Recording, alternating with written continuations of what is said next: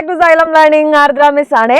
ഇത് നമ്മൾ MCQ important essay question ഒന്നല്ല ഡിസ്കസ് ചെയ്യാൻ പോകുന്നത്. സോഷ്യൽ സയൻസ് നിങ്ങൾക്ക് അടിപൊളിയായിട്ട് പഠിക്കാൻ വേണ്ടിയിട്ട് സ്മാർട്ട് നോട്ട്സ് എങ്ങനെ പ്രിപ്പയർ ചെയ്യാമെന്നാണ് നമ്മൾ ഡിസ്കസ് ചെയ്യാൻ പോകുന്നത്. ആദ്യമായിട്ട് നിങ്ങൾ ശ്രദ്ധിക്കേണ്ട കാര്യം അല്ലെങ്കിൽ ആദ്യമായിട്ട് നിങ്ങളടുത്ത് ഞാൻ പറയാൻ പോകുന്ന കാര്യം, നിങ്ങൾ നോട്ട് പ്രിപ്പയർ ചെയ്യുമ്പോൾ എസ്പെഷ്യലി സോഷ്യൽ സയൻസ് നിങ്ങൾക്കറിയാം കുറച്ച് വൈഡ് ആയിട്ടുള്ള വാസ്റ്റ് ആയിട്ട് കിടക്കുന്ന സബ്ജക്റ്റ് ആണല്ലേ. ബാക്കിയുള്ള മാത്സോ ഫിസിക്സോ കെമിസ്ട്രി പോലെയല്ല, കുറച്ചധികം നമുക്ക് എന്ത് ചെയ്യാനുണ്ട്, പഠിക്കാനുണ്ട്. അപ്പം നിങ്ങൾ ആ കോണ്ടന്റ് മൊത്തം വായിച്ചിട്ട് അല്ലേ നമ്മൾ എന്ത് ചെയ്യും, നോട്ട്സ് പ്രിപ്പയർ ചെയ്യും. പ്രിപ്പയർ ചെയ്യുന്ന സമയത്തും ചുമ്മാ ഒരുപാട് എഴുതാതെ എന്ത് ചെയ്യുക, അതിന്റെ എസെൻസ് മാത്രം അല്ലെ, എസെൻസ് എന്ത് ചെയ്യണം നിങ്ങളുടെ നോട്ട്സിൽ ഉണ്ടാവണം. അതായത് ആ കോണ്ടന്റ് മൊത്തം വായിച്ചിട്ട് അതിന്റെ കോറായിട്ട് അല്ലെ, അതിന്റെ കോറായിട്ട് വരുന്ന കാര്യങ്ങൾ, ഇമ്പോർട്ടൻ്റ് ആയിട്ടുള്ള കാര്യങ്ങൾ നിങ്ങൾ എന്ത് ചെയ്യുക, എടുത്തെഴുതണം. അതിന് നിങ്ങൾക്ക് യൂസ് ചെയ്യാവുന്ന ഒരു കാര്യമാണ് എന്ത്, കീവേഡ്സ്. കീവേഡ്സ് എന്ത് ചെയ്യാം, നിങ്ങൾക്ക് ഹൈലൈറ്റ് ചെയ്ത് എഴുതി കഴിഞ്ഞാൽ കുറച്ചുകൂടെ നിങ്ങൾ ഒരു എക്സാമിനൊക്കെ ഒരു സമയത്ത് നമുക്ക് റിവിഷൻ ഒക്കെ ചെയ്യാൻ വേണ്ടിയിട്ടായിരിക്കും നിങ്ങൾ മെയിൻലി എന്ത് ചെയ്യുന്നത്, ഈ നോട്ട്സ് ഒക്കെ യൂസ് ചെയ്യുന്നത്. അപ്പോൾ റിവിഷൻ ടൈമിലൊക്കെ ഈ ഹൈലൈറ്റ് ചെയ്ത് കീവേഡ്സ് ഒക്കെ നിങ്ങൾക്ക് ഇങ്ങനെ യൂസ് ചെയ്യുന്ന സമയത്ത്, എഴുതുന്ന സമയത്ത് നിങ്ങൾക്ക് പെട്ടെന്ന് ആ ഒരു ഫുൾ കോണ്ടന്റ് എന്ത് ചെയ്യും, നിങ്ങളുടെ മൈൻഡിലേക്ക് വരുന്ന രീതിയിൽ കീവേഡ്സ് ഒക്കെ യൂസ് ചെയ്ത് അല്ലേ ആ ഫുൾ കോണ്ടന്റിന്റെ എസെൻസ് എന്ത് ചെയ്യാം, നിങ്ങൾക്ക് ആ ഒരു കോർ സാധനം എഴുതി കഴിഞ്ഞാൽ റിവിഷൻ ഒക്കെ ചെയ്യുന്ന സമയത്ത് നിങ്ങൾക്ക് അടിപൊളിയായിട്ട് പഠിക്കാൻ പറ്റും. ഫോർ എക്സാമ്പിൾ നമ്മൾ ഫ്രഞ്ച് റെവല്യൂഷൻ പഠിക്കുകയാണ്.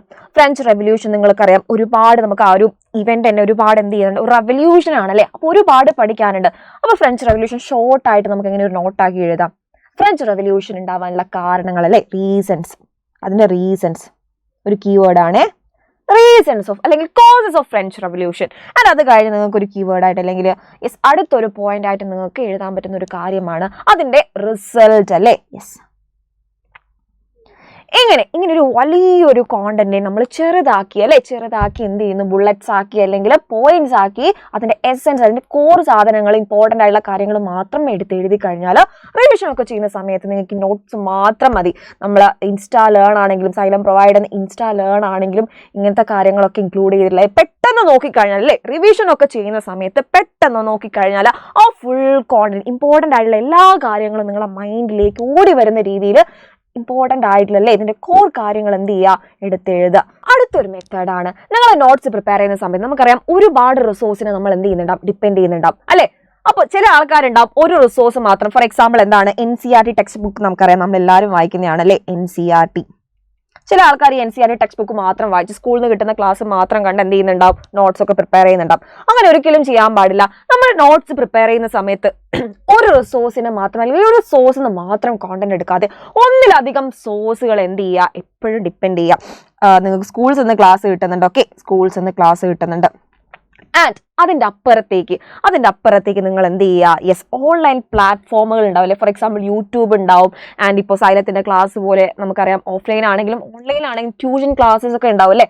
അപ്പം നിങ്ങൾക്ക് എവിടെ നിന്നൊക്കെ നിങ്ങൾക്ക് ഈ കോണ്ടന്റ് റിലേറ്റഡ് ആയിട്ടുള്ള നോട്ട്സ് കിട്ടുമോ അതൊക്കെ എന്ത് ചെയ്യുക, കളക്ട് ചെയ്തിട്ട് എല്ലാം എന്ത് ചെയ്യുക, എല്ലാം വായിച്ച് നോക്കിയതിന് ശേഷം ഇപ്പോൾ നിങ്ങൾക്ക് NCERT അല്ല, ഇപ്പോൾ യൂട്യൂബിൽ നിങ്ങൾ വീഡിയോ കാണുന്ന, ഇപ്പോൾ ഒരു വീഡിയോ എടുത്തു കഴിഞ്ഞാൽ ഫ്രഞ്ച് റെവല്യൂഷൻ ആണെങ്കിൽ അത് ചിലപ്പോൾ ഏതെങ്കിലും ഒരു ഇമ്പോർട്ടൻ്റ് ആയിട്ടുള്ള പോയിന്റ് നിങ്ങൾ എന്ത് ചെയ്തിട്ടുണ്ടാവും, ആ വീഡിയോയിൽ മിസ്സായിട്ടുണ്ടാവും. പക്ഷെ നിങ്ങൾ വേറൊരു റിസോഴ്സിനെ കൂടെ ഡിപ്പെൻഡ് ചെയ്യുന്ന സമയത്ത്, അതിന്റെ ഹെൽപ്പ് കൂടെ എടുക്കുന്ന സമയത്ത് ഈ യൂട്യൂബ് വീഡിയോയിൽ നിങ്ങൾ മിസ്സാക്കി അല്ലെങ്കിൽ അവർ മിസ്സായി പോയ ഒരു ഇമ്പോർട്ടൻ്റ് ആയിട്ടുള്ള ടോപ്പിക്ക് ഇതിലുണ്ടാവും. അപ്പം നിങ്ങൾ എന്ത് ചെയ്യുന്നില്ല, നിങ്ങൾ നോട്ട് ഉണ്ടാക്കുന്ന സമയത്ത് നിങ്ങളുടെ ഭാഗത്തുനിന്ന് ആ ഒരു പ്രശ്നം വരില്ല. കാരണം നിങ്ങൾ എന്ത് ചെയ്യുന്നു, ഒന്നിലധികം റിസോഴ്സിനെ ഡിപ്പെൻഡ് ചെയ്ത് കഴിഞ്ഞു. ഓക്കെ, ആ ഒരു പ്രശ്നം നിങ്ങൾക്ക് എന്ത് ചെയ്യാം, ഈ ഒരു ഒന്നിലധികം മോർ ദാൻ വൺ റിസോഴ്സിനെ ഡിപ്പെൻഡ് ചെയ്യുന്ന സമയത്ത് ഈ ഒരു ഇഷ്യൂ നിങ്ങൾക്ക് സോൾവ് ചെയ്യാം. ഇനി നിങ്ങൾക്ക് ചെയ്യാൻ പറ്റുന്നത്, നമ്മൾ നോട്ട്സ് ഉണ്ടാക്കുന്ന സമയത്ത് അതെന്ത് ചെയ്യാം, ഷോർട്ടാക്കി ആൻഡ് വെൽ റിട്ടൺ ആയിട്ടുള്ള ഒരു നോട്ടാക്കി നമുക്ക് മാറ്റാൻ പറ്റണം. അതെങ്ങനെയാണെന്ന് പറഞ്ഞാൽ നമുക്കറിയാം സോഷ്യൽ സയൻസ് ആണ്, ഒരുപാടുണ്ട്, കടലോളം ഉണ്ട് അല്ലേ, വാസ്റ്റ് ആണെന്നറിയാം. പക്ഷെ എന്താണ്, ഈ വലിയ കണ്ടന്റിനെ ഷോർട്ടാക്കി ലൈക്ക് ഇമ്പോർട്ടൻറ്റ് കാര്യങ്ങളൊക്കെ ഷോർട്ടാക്കി അണ്ടർലൈൻ ഒക്കെ ചെയ്ത് കൃത്യമായിട്ട് എഴുതിയാൽ മാത്രമേ നമുക്കത് റിവിഷനൊക്കെ യൂസ്ഫുൾ ആവൂ. അപ്പോൾ ഈ വലിയ കണ്ടന്റ് എല്ലാം അല്ല, ഇമ്പോർട്ടൻ്റ് ആയിട്ടുള്ള എല്ലാ കാര്യങ്ങളും ഇൻക്ലൂഡഡ് ആക്കിക്കൊണ്ട് ഷോർട്ട് ആക്കിക്കൊണ്ട് എന്ത് ചെയ്യുക, പ്രിപ്പയർ ചെയ്യുക. നിങ്ങൾ മാക്സിമം ട്രൈ ചെയ്യുക. അടുത്തതായിട്ട് നിങ്ങൾക്ക് ചെയ്യാൻ പറ്റുന്ന ഒരു കാര്യമാണ് നിങ്ങളുടെ സോഷ്യൽ സയൻസിന്റെ നോട്ട്സ് എന്ത് ചെയ്യാം, ഐ ക്യാച്ചിങ് ആക്കാം. നമുക്കറിയാം സയൻസ് സബ്ജക്ട് പോലെയല്ല, ഇതിൽ അങ്ങനെ ഇലുസ്ട്രേഷൻ കാര്യങ്ങളൊന്നും വരുന്നില്ല.